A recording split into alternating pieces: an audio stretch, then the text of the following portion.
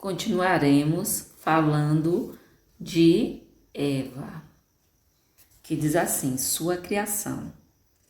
O relato bíblico da criação fantástica de Eva é feito em Gênesis 2, 20 ao 25. Assim, o homem deu nomes a todos os rebanhos domésticos, aves do céu e a todos os animais selvagens. Todavia, não se encontrou para o homem alguém que o auxiliasse e lhe correspondesse. Então o Senhor Deus fez o homem cair em profundo sono, e, enquanto este dormia, tirou-lhe uma das costelas, fechando o lugar com carne. Com a costela que havia tirado do homem, o Senhor Deus fez uma mulher e a trouxe a ele. Disse então o homem: esta sim é osso dos meus ossos e carne da minha carne. Ela será chamada mulher, porque do homem foi tirada. Por essa razão, o homem deixará pai e mãe e se unirá à sua mulher, e eles se tornarão uma só carne. O homem e sua mulher viviam nus e não sentia vergonha. Em outras palavras, Deus efetuou um procedimento cirúrgico em Adão. As Escrituras descrevem a operação com um nível de detalhe surpreendente.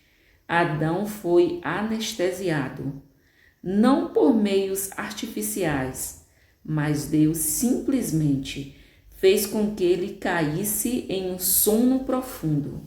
Nesse caso, especialmente, em um mundo em que ainda era um paraíso perfeito. Adão, obviamente, não sentiria dor, mas, de forma mais importante, a tranquilidade pura e passiva do sono de Adão cria um retrato ideal do modo pelo qual sempre se recebe a graça de Deus. A graça nunca é operada no esforço, atividade ou voluntariedade da nossa parte, mas sempre flui livremente da vontade soberana de Deus. Observe que nada indica que Adão pediu a Deus uma esposa. Não foi dada a Adão nenhuma condição para cumprir como pré-requisito para receber o favor de Deus. O próprio Deus provocou todo esse momento e por si só fez com que ele acontecesse. Como expressão de pura graça e benevolência para com todo o homem, Adão só participou no fato de ter contribuído com uma costela, mas até isso foi realizado enquanto ele estava dormindo. A obra foi integralmente feita por Deus. O lado de Adão foi aberto, uma costela foi cuidadosamente retirada e a incisão foi fechada novamente. Um cirurgião tão infinitamente habilidoso e dentro do paraíso do Éden, antes da maldição, não havia perigo algum de infecção, desconforto da dor pós-operatória e nem risco de formar alguma cicatriz.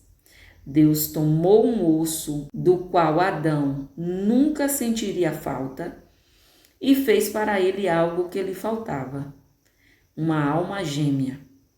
Adão perdeu uma costela, mas ganhou uma companheira amorosa, criada especialmente para ele pelo doador de tudo, que é bom e perfeito. Tiago 1,17. A expressão hebraica que descreve como Deus, com a costela, fez uma mulher, denota uma construção e um desenho cuidadoso. Literalmente, significa que Deus construiu uma mulher. Ele formou com cuidado uma criatura completamente nova, com um conjunto adequado de características para fazer dela uma companheira ideal para Adão. Criada por Deus, especialmente para Adão, a partir de sua própria carne e osso. Eva combinava com Adão perfeitamente em todos os sentidos. Ela era uma ilustração maravilhosa da bondade de Deus e da perfeita sabedoria da sua vontade. Repito que Deus a fez enquanto Adão estava dormindo, sem receber quaisquer dica ou sugestão da parte dele.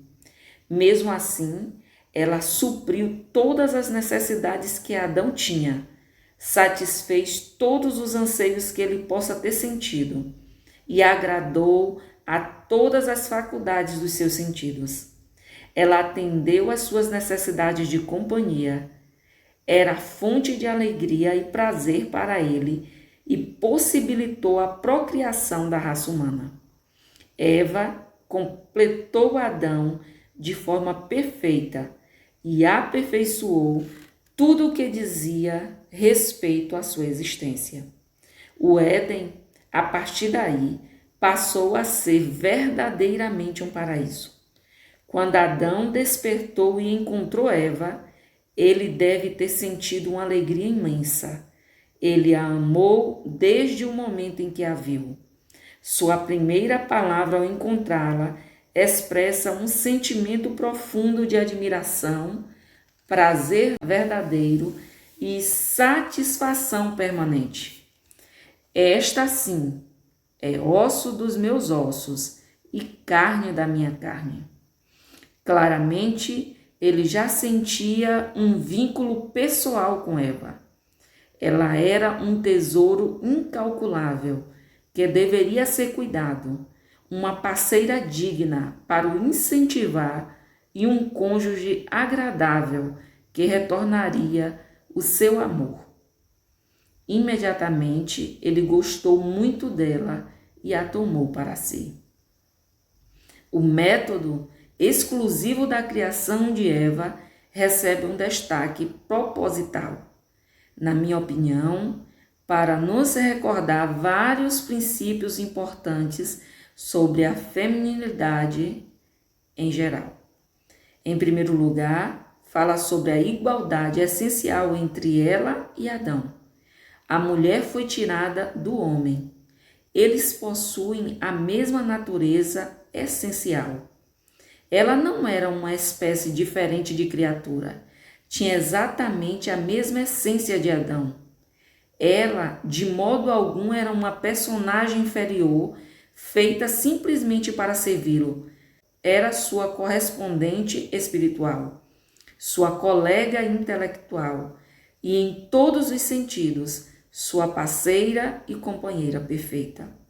Como segundo aspecto, o modo pelo qual Eva foi criada nos lembra da unidade essencial para provar que o plano de Deus para o casamento foi estabelecido bem no início da história da humanidade e foi baseado nos princípios da monogamia, da solidariedade e da inviolabilidade.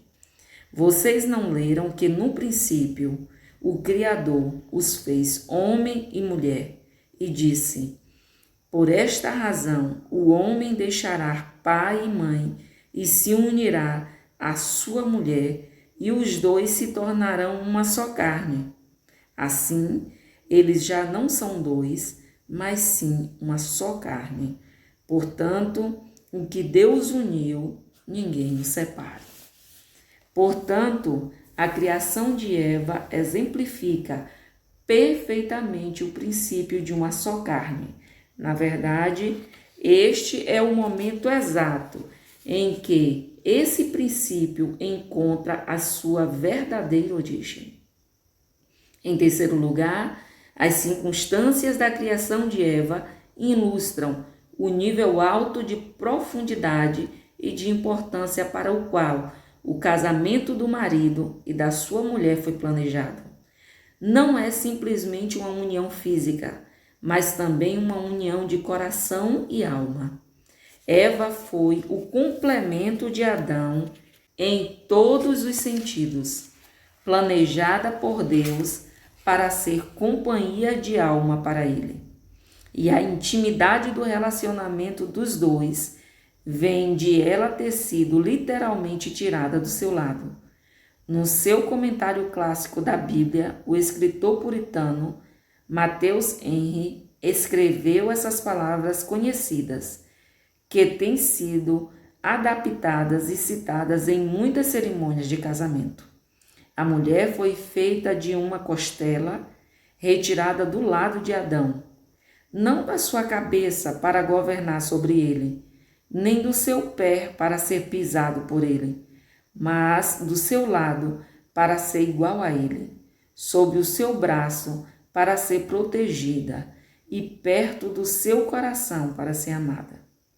O simbolismo que Mateus enxergou na costela de Adão combina bem com o que as Escrituras ensinam sobre o relacionamento adequado entre marido e mulher. Além disso, recorda-nos sobre a maneira como a Bíblia exalta a mulher.